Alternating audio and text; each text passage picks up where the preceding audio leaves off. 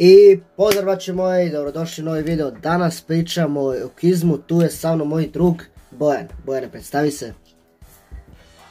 Evo, rečemo Boki pozdrav. Znači danas pričamo ljudi o aukizmu da vidimo šta tačno kaže ovaj sajt i ta vera. Znači, kažu da veruju deca ispod 10 godina u to. Tako da, ne, ispod 14, ali ja mislim da veruju samo ispod 10 jer, brate, koji realan će da veruje koji ima preko 14 godina, tipa.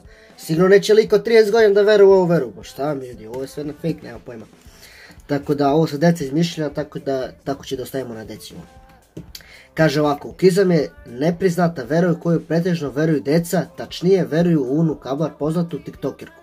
Za veru se sumnja da je znatno proširena na balkanskom području, ali i šire. Šire? Pa dobro, ajde brate, ako je šire idemo i u Ameriku, onda idi čovječe.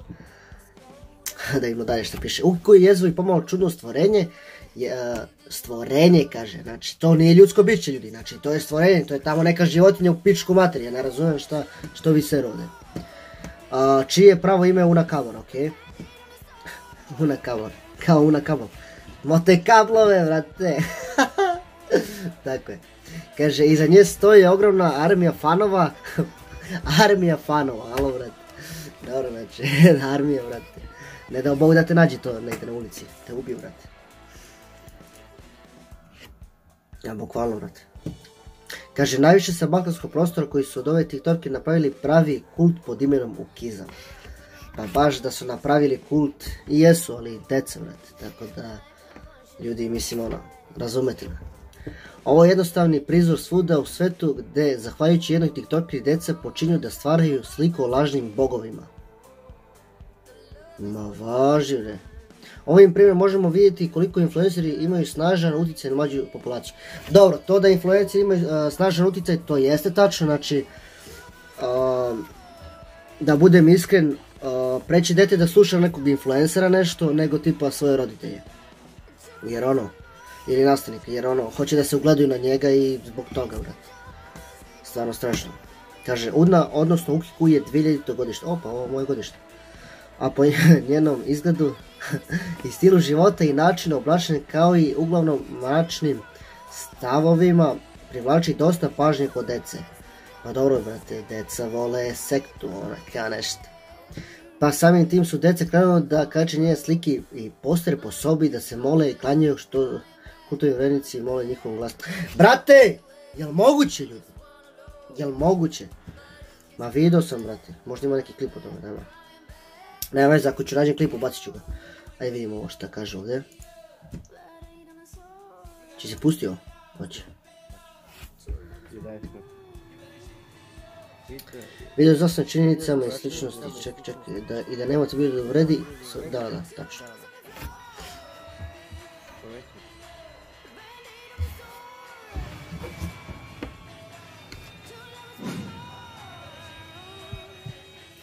Ukiku, jezivo i pomalo čudno stvorenje. Ali zašto stvorenje, brate? Stvorenje, brate, pa nije to, brate, ne znam, objekat neki, brate, nego ljudsko biće, brate. Strašno, brate, sekiraš me, brate. Sekira me, brate.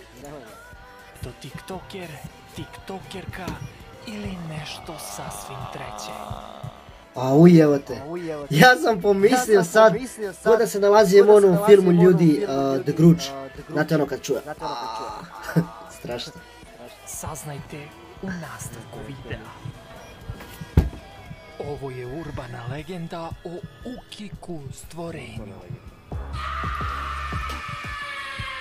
A ujevate.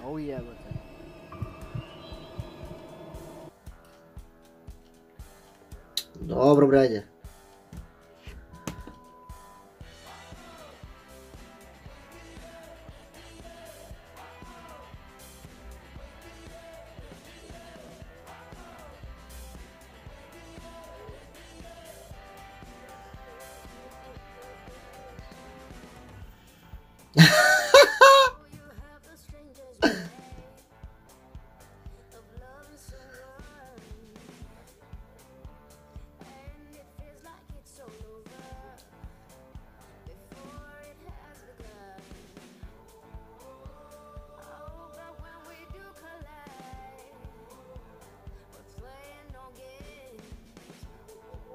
Oh.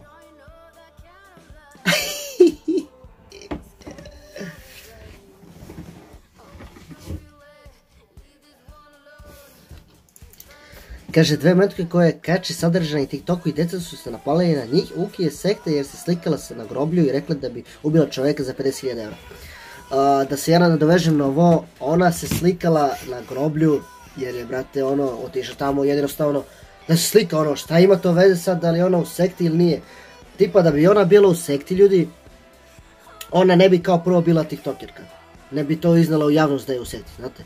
Znate vi šta je sekta, šta je ovo. Znači, nemojte bre da pričate lažne priče, mislim stvarno. Ajde bre, kaže da 50.000 eura. Pa vi ako verujete u priče za malu djecu, onda ja ne znam, ljudi.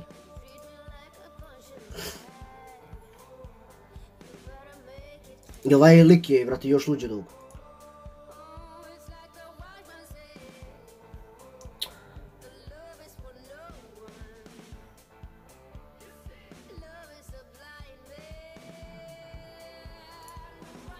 Pa ne znam, ništa ljudi, ovdje završavamo klip, tako da vidjeli ste sve, znači ovo je sve, ne znam, ajde napišite vi u komentarima šta mislite, da li je ovo lažna vera ili nije lažna vera, tako da, ne znam nije što vam kažem više.